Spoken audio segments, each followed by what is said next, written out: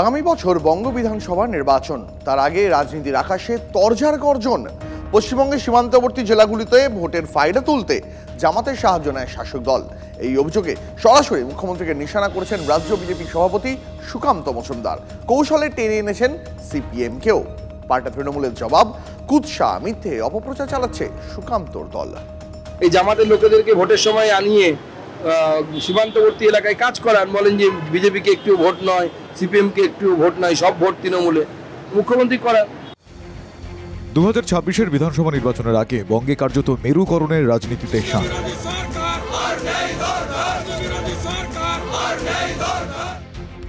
বিধানসভার ভিতরে বাইরে শাসক ও বিরোধী শিবিরের শীর্ষ নেতাদের মুখে হিন্দু, ব্রাহ্মণ, মুসলমান, জঙ্গি, জামাতের মতো শব্দবন্ধ। এই আবহেই মুখ্যমন্ত্রীকে নিশানা করে ভোট রাজনীতিতে তৃণমূলের সঙ্গে ফের জামাত যোগের অভিযোগ তুললেন বিজেপির রাজ্য সভাপতি সুকান্ত মজুমদার। পাল্টা জবাব দিয়েছে তৃণমূল।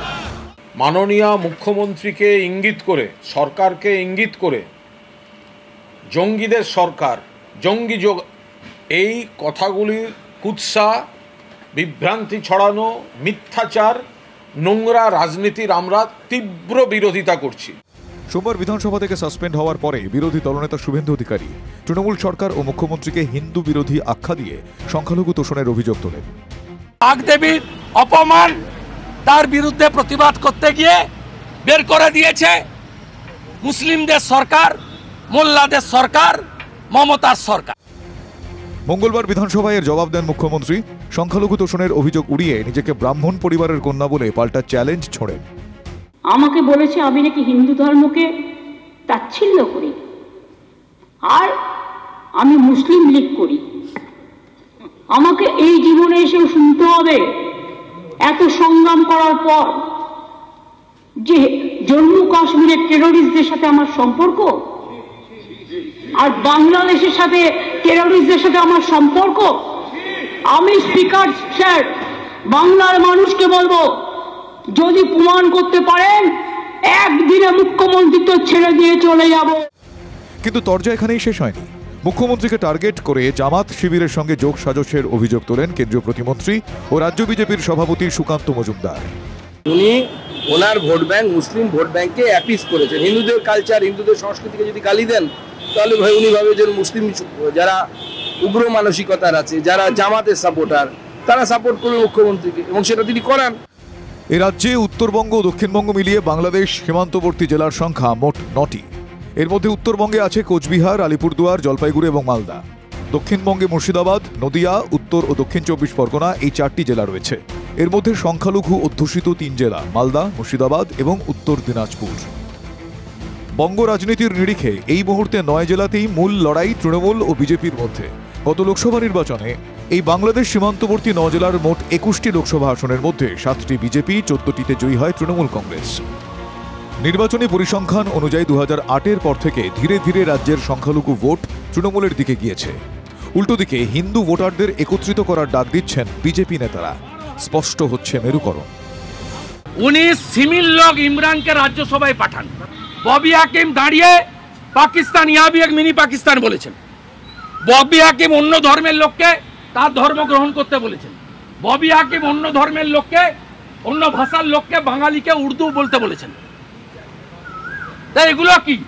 এই যে চরম কুৎসা, চরম অবমাননাকর, উদ্দেশ্য প্রণোদিত, ইঙ্গিতবাহী বিবৃতি বিরোধী দলনেতা শুভেন্দু অধিকারী দিয়েছেন, সর্বভারতীয় তৃণমূল কংগ্রেসের তরফ থেকে স্পষ্টভাবে বলছি, হয় প্রমাণ দিন, নইলে 48 ঘন্টার মধ্যে হাঁটু গেড়ে বসে ক্ষমা চান। তরজার রেশ যেদিকে গড়াচ্ছে তা 2026-এর বিধানসভা নির্বাচনের আবহ আরও প্রবল করবে। প্রকট হয়ে উঠবে মেরুকরণের রাজনীতি, এমনটাই মত রাজনৈতিক মহলের। Bureau report, TV9 Bangla.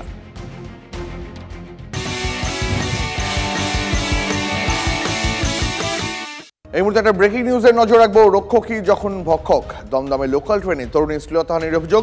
সন্ধ্যে 6:57 আপ শান্তিপুর লোকালের ঘটনা। ভবানী ভবনে কর্মরত পুলিশকর্মী দীপঙ্কর সেনের বিরুদ্ধে অভিযোগ।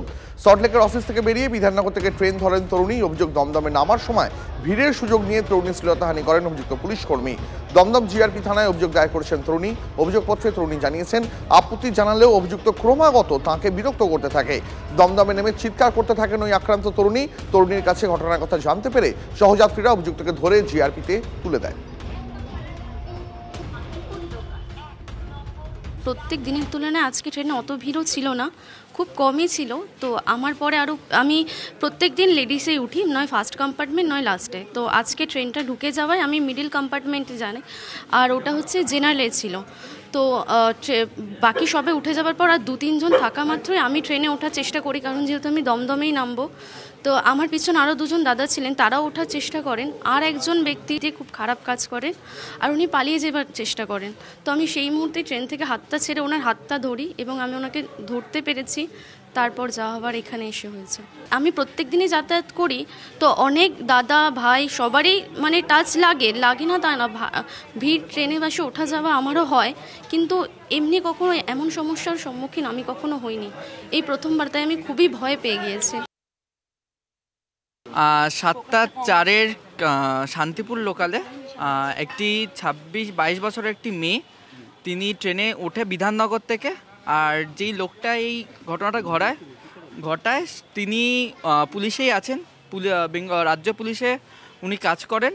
উনি রাজ্য পুলিশ ভবানী ভবনের পোস্ট। তো উনি শিয়ালদা থেকে ওঠার পর উনি যেহেতু ট্রেনটা হয়তো ভিড়টা কম ছিল, তা সত্ত্বেও উনি মেয়েটার পাশে ঠেলে এগিয়ে আসে, ওনার মানে বুকের মধ্যে হাত দেয়। তারপরে যার সাথে এই ঘটনাটা ঘটে, সে ট্রেন থেকে নেমে এসে লোকটাকে ধরার পর আমরা এগিয়ে যাই, এবং তখন একদমই লোকটা ডিনাই করে যে না আমি কিছু করিনি। যখন আমরা ওনাকে ফোর্স করি, তখন উনি বললেন যে না, হয়তো ওনার ভুল করে হয়তো লেগে যেতে পারে। এর থেকে লজ্জাজনক আর কিছু নেই, কারণ আমরা কার কাছে যাব আমাদের মানে সুরক্ষার জন্য, যদি রক্ষাকর্তাই ভক্ষক হয়, মানে যে রক্ষক সে ভক্ষক। তো এই রাজ্যে বসবাস করে আমরা তো আগেও লজ্জিত হয়েছি, এখনও লজ্জিত, আমরা প্রত্যেক দিন লজ্জিত হই। মানে বিচার অধরা বলে আমার মনে হয় অপরাধীরা কাজটা করার জন্য প্রবণতা আরও বাড়ছে। তারা জানছে, তারা বুঝতে পারছে যে হ্যাঁ, এই ধরনের কাজ করে তো আমরা বেরিয়ে যেতেই পারি, আমাদের কোনোই শাস্তি নেই। আমাদের রক্ষাকর্তা হয়ে সে নিজেই ভক্ষক হয়ে দাঁড়াচ্ছে, সে নিজেই মলেস্ট করে বেড়াচ্ছে। মানে এর থেকে লজ্জাজনক আর কিছু হতে পারে না।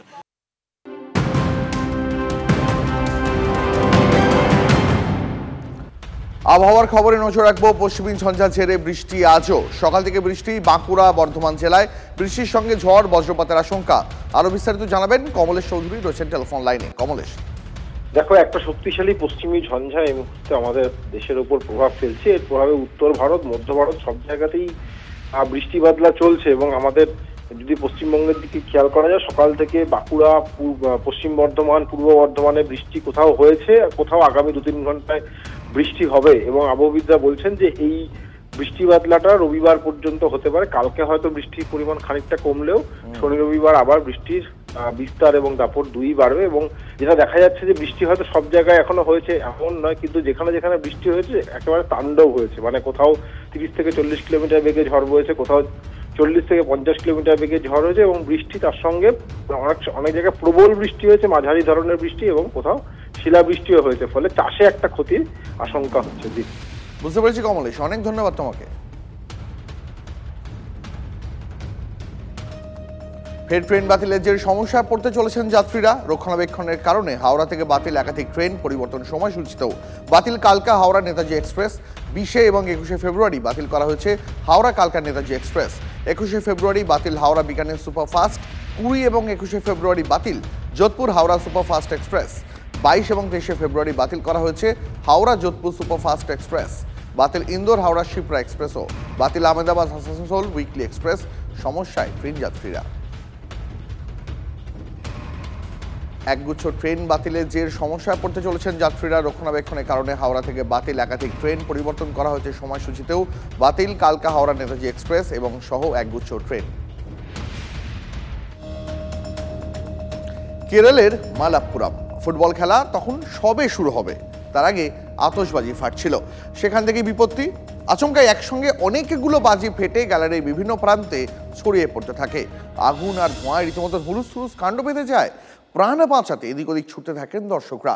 মাঠ থেকে আহত 30 জনকে উদ্ধার করে হাসপাতালে ভর্তি করা হয়।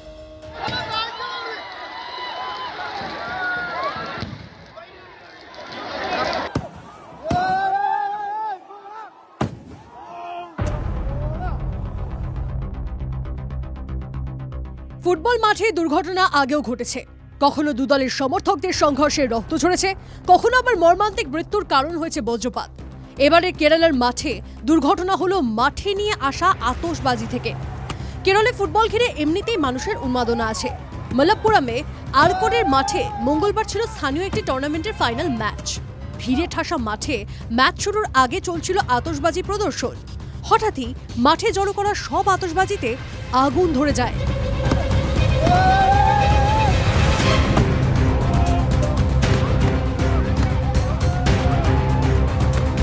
গ্যালারিতে বসে থাকা দর্শকদের গায়ে ছিটকে পড়তে শুরু করে আগুনের ফুলকি। রীতিমতো হুলস্থল পড়ে যায়। প্রাণে বাঁচতে আতঙ্কে এদিক ওদিক ছুটতে থাকেন দর্শকরা।